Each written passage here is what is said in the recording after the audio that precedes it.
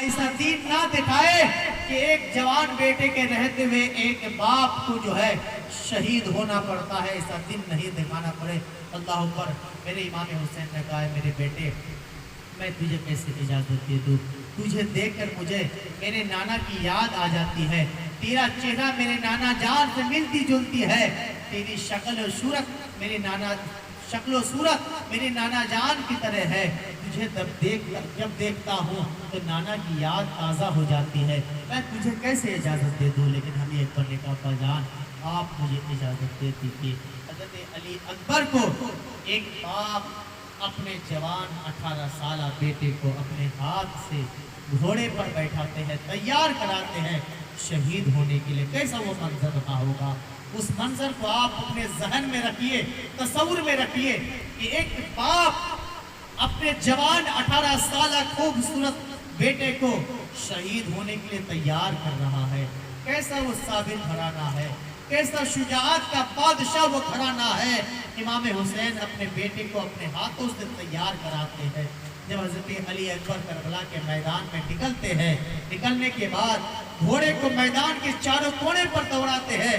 کوئی یزیدی لشکر کی طرف سے کوئی لڑنے کے لیے نہیں آتے ہیں۔ جب یہ خوبصورت نوجوان جاتے ہیں تو یزیدی لشکروں میں ایک ہنگامہ ہو جاتا ہے۔ ابن زیاد نے جب دیکھا ان لشکروں میں کسی کے اندر ہمت نہیں علی اکبر کے مقابلہ پہ آئے، اور کیوں نہ ہو کیونکہ ان کے چہرہ میرے مصطفیٰ کے چہرے سے مشابہت تھا، میرے مصطفیٰ کے چہرے کے شکل و صورت میں مشابہت تھا، ان کے ہم شکل تھا، اسی لیے لوگ ڈرتے تھے، لوگ ان کی خوبصورت چہرے کو دیکھ کر کے ان کے مقابلے میں آنے کے لیے ڈرتا تھا، ان کی محبت ان کے دل میں بسنے لگتا تھا۔ لیکن جب ابن زیاد نے دیکھا کہ ان کے دل میں تو ان کے لیے محبت بڑھ رہی ہے، کہیں ایسا نہ ہو میری ہی لشکر میں بغاوت ہو جائے، میری ہی لشکر میں کوئی ان سے ماننے والا ایک فرقہ نہ ہو جائے، کوئی گروہ تیار نہ ہو جائے، ابن زیاد نے حکم دیا ارے ان کے مقابلے میں جاؤ۔ جب کوئی نہیں آئے ہیں تو حضرت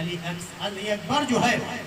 گھوڑے کو ان یزیدی لشکروں کے بیچ میں داخل کر دیتے ہیں، اور ایک ایک کر کے ان یزیدیوں کے گردن کو تن سے جدا کر دیتے ہیں۔ تاریخ گواہ ہے کہ ایک علی اکبر 18 سالہ نوجوان جب تلوار کا وار کرتے ہیں، گردنیں کٹ رہی ہے لیکن تلوار بجلی کی طرح چمک رہی ہے، نہ جانے کتنے یزیدیوں کو واصل جہنم کرتے ہیں۔ اس کے بعد گھوڑے کو یزیدی حسینی خیمے کی طرف دوڑاتے ہیں اور امام حسین کے پاس آتے ہیں، کہا ابا جان العطش العطش العطش، ابا جان پیاس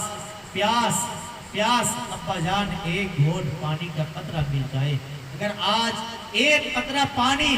مل جاتا ہے تو ایک ایک کر کے یزیدیوں کو نست نابود کر دوں گا۔ میرے امام حسین نے کہا بیٹا پانی تو نہیں ہے، نے انگشت مبارک کو منہ میں ڈالا، چوسا، اس سے کچھ تسلی ملی، پھر حضرت علی اکبر جو ہے گھوڑے کو دوڑاتے ہیں، پھر ان یزیدیوں کو ایک ایک کر کے نہ جانے کتنے یزیدیوں کو واصل جہنم کرتے ہیں، پھر گھوڑے کو دوڑا کر کے امام حسین کے پاس آتے ہیں، العطش العطش، پیاس پیاس، ابا جان پیاس۔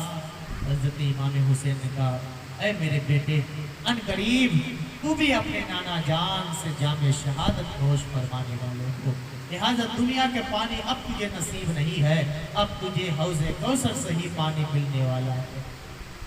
جب یہ منظر، جب یہ بات امام حسین کی زبان سے حضرت علی اکبر نے سنا تو حضرت علی اکبر پھر گھوڑے کو دوڑاتے ہیں میدان کربلا میں۔ اب چاروں طرف سے حضرت علی اکبر کو گھیر لیا جاتا ہے، تیروں کا وار کرتے ہیں، اتنی تیر برسائی جاتی ہے کہ جسم کا کوئی بھی حصہ تیر سے باقی نہیں رکھتا ہے، پورے جسم کا حصہ تیر سے چکنا چور ہو جاتے ہیں۔ حضرت علی اکبر گھوڑے سے نیچے گرتے ہیں، اپنے باپ کو آواز لگاتے ہیں، باپ دوڑتا ہوا میدان کربلا میں جاتے ہیں، اپنے 18 سالہ جوان کی لاش کو اپنے گود میں لے کر کے چہرے کو صاف کرتے ہیں، اور بیٹے نے کہا ابا جان دیکھو میرے نانا اپنے ہاتھ میں دو دو پیالہ جام شہادت، جو دو دو پیالہ حوض کوثر سے دو پیالہ لے کر کے ہمارے انتظار کر رہے ہیں، ایک پیالہ مجھے دے رہے ہیں، میں نے اپنے نانا جان سے دونوں پیالہ مانگا تو میں نے اپنے نانا جان سے کہا اے نانا جان مجھے دونوں پیالہ دے دو، مجھے بہت پیاس لگی ہے۔ لیکن میرے نانا نے کہا نہیں بیٹا، ایک پیالہ میں تجھے دیتا ہوں، ایک پیالہ تمہارے باپ حسین کے لیے رکھتا ہوں، ان قریب وہ بھی تمہارے پاس آنے والے ہیں اور ان کے لیے میں ایک پیالہ رکھتا ہوں۔ اللہ اکبر۔ میرے نبی کے نواسے کا یہ پیارا بیٹا حضرت علی اکبر جو ہے جام شہادت نوش فرما لے۔